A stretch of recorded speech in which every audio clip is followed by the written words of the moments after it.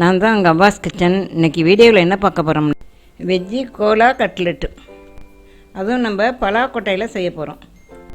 அதுக்கு முன்னாடி மறக்காமல் நம்ம வீடியோ பிடிச்சிருந்தால் லைக் பண்ணுங்கள், நம்ம சேனல் சப்ஸ்கிரைப் பண்ணுங்கள் மற்றும் ஷேர் பண்ணுங்கள்.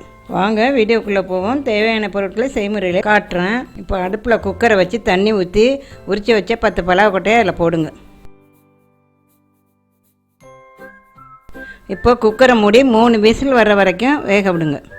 இப்போ 3 விசில் விட்டாச்சு. ஓப்பன் பண்ணி பாருங்கள், பலாக்கொட்டை நல்லா வெந்துருச்சு. இப்போது மிக்ஸி ஜாரில் 4 பூண்டும், ஒரு துண்டு இஞ்சி, பட்டை ஒரு துண்டு, கிராம்பு 1, பொட்டுக்கடலை 1 கப்பு, சோம்புத்தூள் 1 டேபிள் ஸ்பூன், மஞ்சள் தூள் 1 டீஸ்பூன், நறுக்கிய தேங்காய் 10 பீஸ் போடுங்க.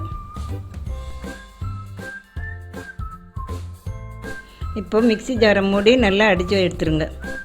பார்த்தா தெரியும், நம்ம அரைச்சது இது மாதிரி இருக்கும். இப்போ வேக வச்ச பலாக்கொட்டையை மிக்சியில் போட்டு அதையும் ஒரு அடி அடித்து எடுத்துக்கணும். இப்போ அரைச்சதும் இப்படி வரும். இப்போ இதை எடுத்து வச்சுக்கோங்க. இப்போ பவுலில் அரைச்சி வச்ச பலாக்கொட்டையும் அரைச்சி வச்ச மசாலா, பருப்பு மசாலாவையும் இதில் போடுங்க.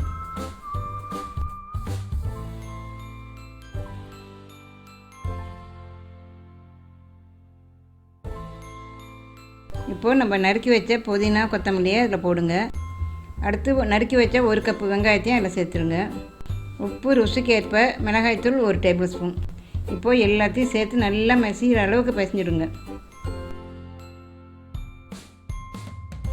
இப்போது கொஞ்சம் கொஞ்சமாக எடுத்து கட்லெட் மாட்டி ஊற்றி வைங்க. ஒட்டாமல் வர்றதுக்கு கொஞ்சம் நெய்யோ இல்லைன்னா எண்ணெயோ தடவிக்கங்க. இது மாதிரி தட்டி அடுக்கி வச்சுருங்க வரிசையை. இப்போது அடுப்பில் எண்ணெய் சட்டி வச்சு எண்ணெய் சூடானதும் லோ ஃப்ளேமில் ஒரு கட்லெட்டாக சுட்டு வைங்க. இதோ உங்கள் கோலா உருண்டை கட்லெட் ரெடி. சாப்பிட்டு பார்த்து டேஸ்ட் எப்படி இருக்குன்னு சொல்லுங்கள். மறக்காமல் நம்ம வீடியோ பிடிச்சிருந்தால் லைக் பண்ணுங்கள், நம்ம சேனல் சப்ஸ்கிரைப் பண்ணுங்கள் மற்றும் ஷேர் பண்ணுங்கள். நன்றி, வணக்கம்.